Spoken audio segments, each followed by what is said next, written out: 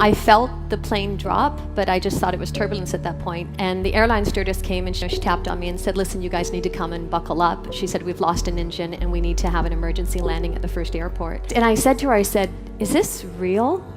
Like, is this really real? And she says, it's very real. So, we all got up and we sat in our seats and we buckled up. And in that moment, a text came through, and our dear beloved friend John, we just found out he was diagnosed with leukemia. And so, possibility of the death of ourself in that moment, plus just reading his own experience, we sat there, we looked at each other, we held hands, we prayed, we shared just how deeply we loved each other. And it just struck me how incredibly peaceful it was, to actually choose in that moment. We all chose to stay connected. We all chose to stay in love in that moment. And earlier that day, I wasn't thinking of death besides that poem in that moment, but it made it acutely real.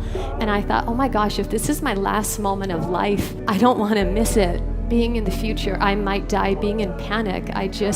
It was just so savoring the moment of that connection and being present to life, being present to each other. It was gorgeous. And we all thanked each other for this beautiful, beautiful life and this beautiful, beautiful family. And we sat there and we let go and we watched out the window as the plane was descending. And as the plane was descending and we're watching, and I'm looking out in the window, and there was all these ambulances, like maybe 5 ambulances and fire trucks. And I'm like, what on God's green earth are they all doing down there? Because it just I don't even know, but it just made it.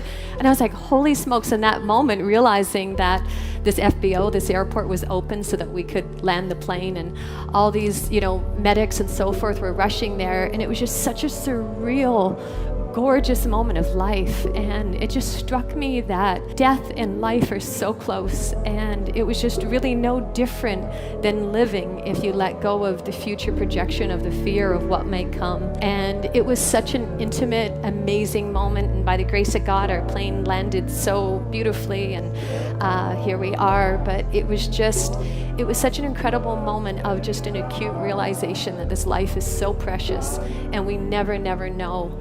And to love at that level, to choose love each and every day, to choose love with your beloved. It's like one thing to say, I love you, and it's another thing to actually offer that currency, to actually offer that presence, to offer that joy, to offer that connection to each other, to your beloved, rather than the expectation what they should be giving us. And ask yourself, if you were to die today, how would you love?